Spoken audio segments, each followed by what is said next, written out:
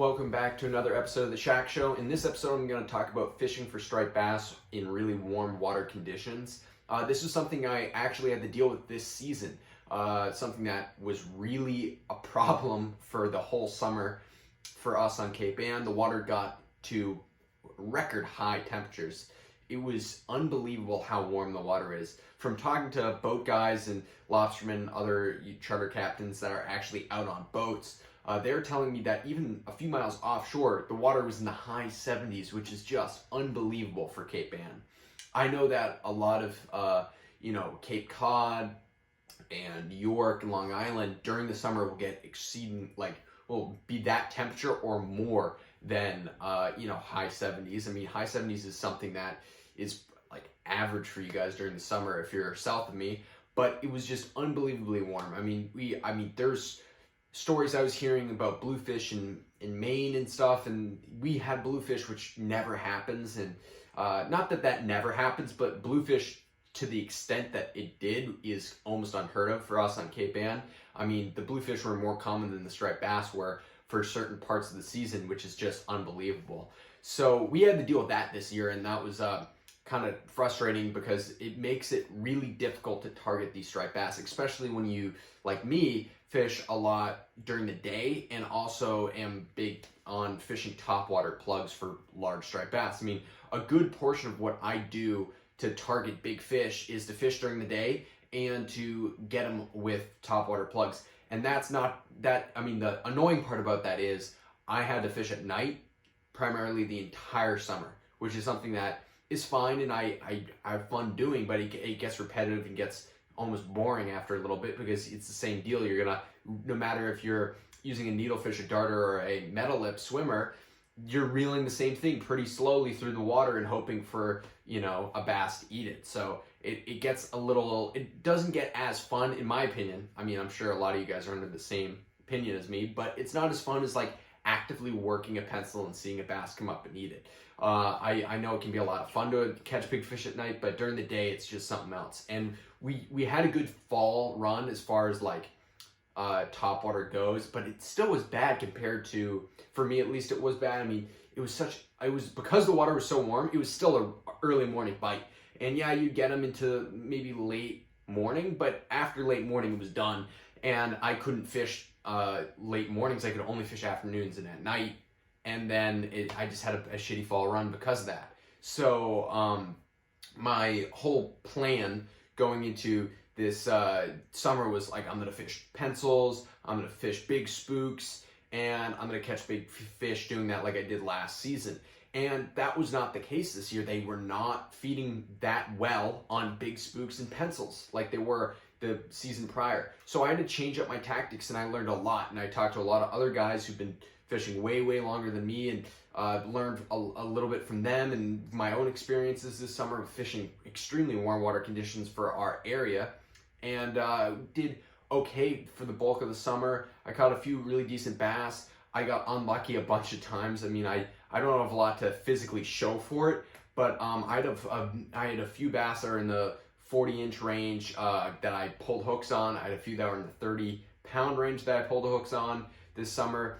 And I know that's not like last year where I had I don't even know, probably 2 or 3 dozen bass over 40 inches. And then I probably had maybe a dozen bass between 25 and one of them was high 40 pounds and it was 50 inches. So it was absolutely enormous fish. And that just didn't happen this year. We just did not have the same fall or the same summer bite that I had last year, and I had to pat it down. And there's many reasons for that. I mean, one of those reasons are there were bluefish around, so the competition to get food is going to be in the favor of a bluefish most of the time, because the bluefish are a very aggressive, fast-moving fish. And around us, if a topwater lure hits the water, you're going to have a bluefish eat it if it's there, because they're so aggressive in the cooler water for them. They're so much more aggressive, and they were everywhere this year. So it was very, which is fun for a certain amount of time, but catching 15-pound bluefish is fun until it's like, okay, I really want to get a 30-pound bass, and that just I only had one shot on that. I actually have it on film. I may or may not throw it in this video, but The only time I actually was able to get fish was during storms in the ways that I did the year before. So I'm going to go down the path which I initially wanted to talk about, which is how do you get big bass, especially on topwater plugs, because that's my favorite way to fish during the when the water is really hot. And I mean, I never really had to deal with this before. So dealing with it this year, I went through all sorts of different trial and error type deals. The thing that I learned first and foremost is, faster moving plugs were definitely not what those bigger bass were wanting. They wanted stuff that was really nice and slow. So during the daytime in particular, I was throwing a lot of spooks. I was throwing a lot of Danny plugs. Now, you could get away with throwing a larger Danny plug, but for the most part, and this is something that's kind of interesting, and I don't think a lot of people would necessarily be their first choice, especially like off the rocks, where you believe that there's huge waves and everything and that a bass wouldn't be able to see this. I'm talking about spooks that were 4 to 5 inches long, so small spooks were the only thing that was really producing big bass. I mean, I know of many other guys this season that caught 30-pound bass during the summer, or not in the fall, because everybody caught a 30-pound bass this fall on Cape Ann. That was like out there in the morning. And if you didn't, don't feel bad, because there were many mornings where I was getting my phone blown up by guys catching 30, 40-pound bass all morning, and then I'd go out there in the afternoon and not catch anything. So it was one of those deals where like the fishing during the summer was really tough, and few guys were getting them, and when we're getting bigger bass, they're on those smaller size spooks. And for some reason, if you could go really slow and you could walk that thing back and forth across the surface nice and slow, it would initiate that strike and the bass would just be all over it. But otherwise, it was really rather difficult to get a big bass to come up and hit your plug. I mean, there's many times where I was throwing larger spooks and I was getting nothing, and I was getting nothing, and I was getting nothing. I'd throw on a pencil and I'd get nothing, and I would get nothing. And then I'd just be like, okay, I want to catch a schoolie. And then I'd throw in a little spook, and then I would catch like a 38-inch bass or like a 40-inch bass, and I'd be like, there you go. Out of nowhere, there was a bass that ate a smaller spook. And then I was talking to another guy, and he just out of the blue was like, yeah, I mean, all I've been fishing is small spooks this season because that's the only thing I can get him to eat. And I'm like, there's no way. That's like the same thing that I'm dealing with. And then the more I was talking to people, it was like, that was the deal. Like these really big bass, even though the surf was pretty big and they're in rocky conditions where you'd initially imagine, well, it's going to be harder for that fish to see a smaller spook up on the surface. They're seeing it and they're feeding no problem. And so it was pretty interesting because you'd get those bigger bass, especially if you had a schoolie knock it out of the water. I mean, one in particular, I was working a spook and I kid you not, like a 15-inch schoolie knocked the little spook out of the water, and then I had like a 30, or it was even bigger than that. I mean, it was like a 43-inch bass just eat the plug and go. And that was like, it shows you like that fish got alerted to there being prey by a smaller bass. That's obviously trying to see what's going on, and maybe it's more tuned into those smaller things.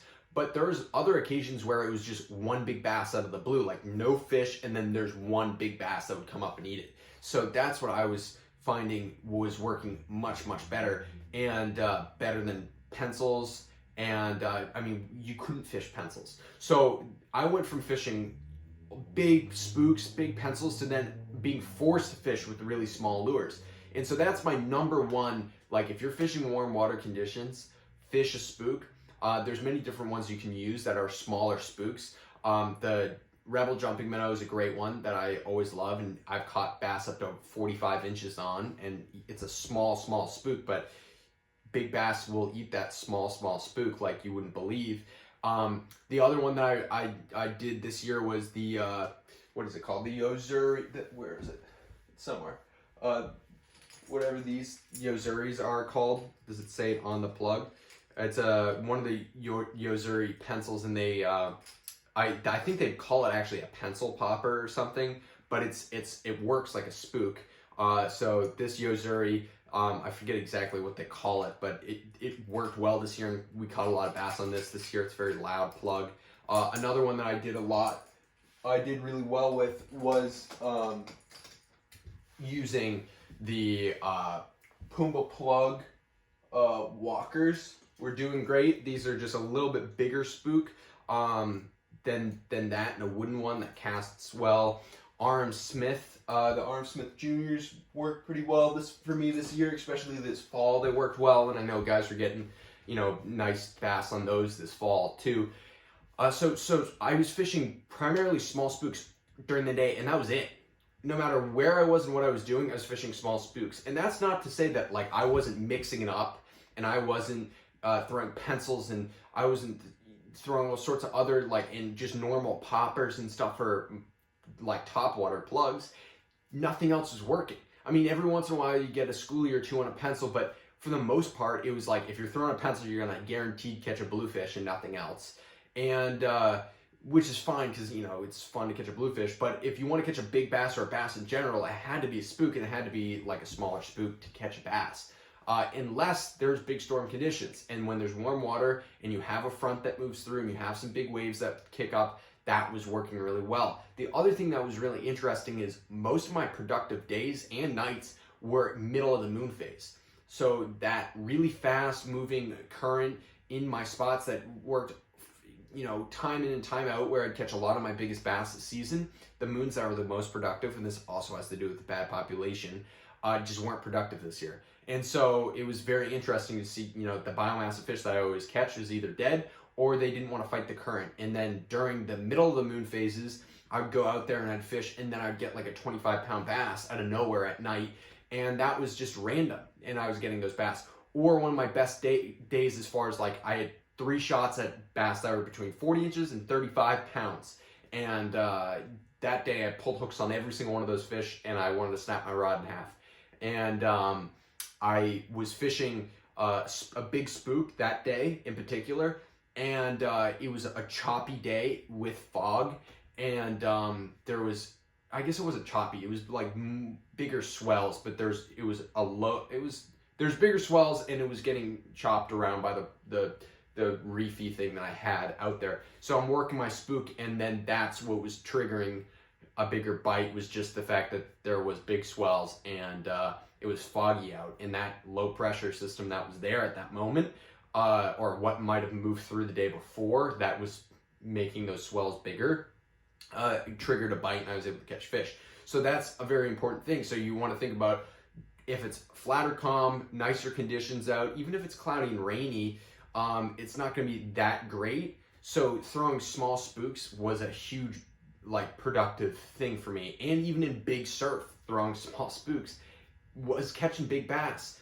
And that was my main go-to this whole summer. And again, as I keep saying, it wasn't the case this year. And then the other thing I really paid attention to, and this is more specifically for during the day, these two things, was if you had a big storm that moved through, fishing during that was also being the more productive thing during the day. Obviously, fishing at night is a completely different deal, and what I would suggest 90% of the time, as I was saying, I spent most of my time fishing at night when it's really hot water. You're pretty much going to be confined to fishing majority of your time at night, and I primarily fish live eels. And when it's really, really warm out, the bass are going to be super finicky. Even if they're there, if you're moving a metal lip or something, they're not even going to want to put out the effort to feed on that metal lip, even if you present it perfectly to them. So I'd fish a live eel, or I'd fish a eel jig. You can't use rigged eels, but if you could, that would be another great one that you could use. And I would use a lot of live eels. And that was what was getting me those odd 25 pounders in the middle of the moon phases. Because I was fishing the moon phases in these spots where I have, almost 10 years of logged, okay, this spot, this wind, and you're getting I got 2, 3 30 pounders during this moon phase. Oh, I got a 40 the next moon phase and a few 38s. This moon phase was a bunch of 35 to 38 inch bass. Oh, there's a bunch of 40-pound bass this next, year after year, it was productive live eel in this spot. Super productive. And for some reason, this year wasn't the case. Either that biomass of fish died, and during every single one of my productive moons in certain spots, just weren't producing, or it was the fact that the water was like 10 degrees or even more, 15 degrees warmer than it normally is that time of year. And that was the biggest difference between like the water being 65, 64, and then all of a sudden the water being 78 or 75, 77, like really hot water temps during those like 3 key moon phases.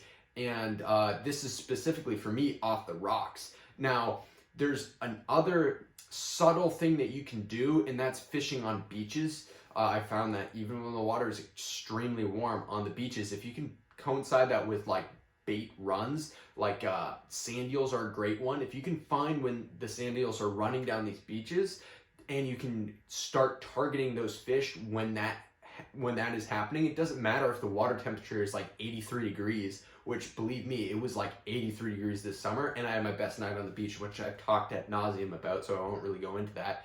But that's another great scenario where the bait's going to drive the bite. And that's the only other scenario where bigger pencils and spooks would work, is if, hey, there's a lot of big bait around, you can throw anything you want. If there's bass on that bait, you're going to get it. And for the most part, especially if it's big bait, you're going to end up getting that fish. So just to kind of wrap it up and to kind of recap what I was talking about there, like smaller spooks are fantastic. And fishing during the day, you're gonna, I guess I didn't really talk a lot about this, but you're gonna probably try to fish as best you can in the early morning and just at sunset too. Otherwise, the later it gets in the day, the less of a chance you have at getting a big bass, although you can still pull big bass on small spooks and big spooks for that matter if the water temperature isn't that warm during the middle of the day.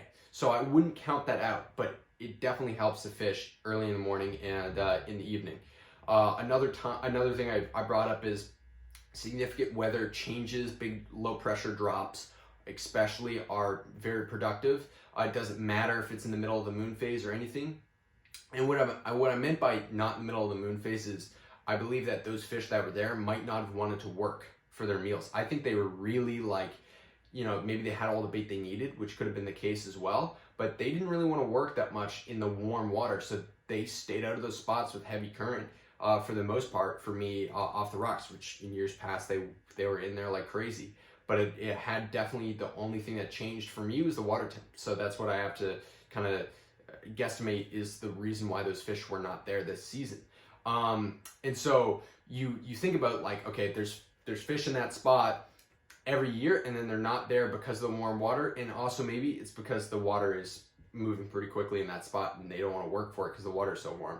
So that was another one, like fishing where the water is more slack tide type fishing, where those bass are not going to have to work for it as much. They're not going to have to really waste a lot of energy with the bass being warmer. The other thing I kind of want to add to that is finding deeper water, trying to fish places where you have points or coves, where you might have some bigger boulders that are going to be elevated in the water. Those bass will be able to go from really deep water to shallow water and then back to deep water if, that's going to be the cooler temperatures are going to be where those bass can get down deep, and then they may just be able to see and feel that there's a lure up on the surface from really deep and come up and hit it. That's why spooks are so fantastic, because they'll trigger that bite and that attack response from the fish. So that's what you want.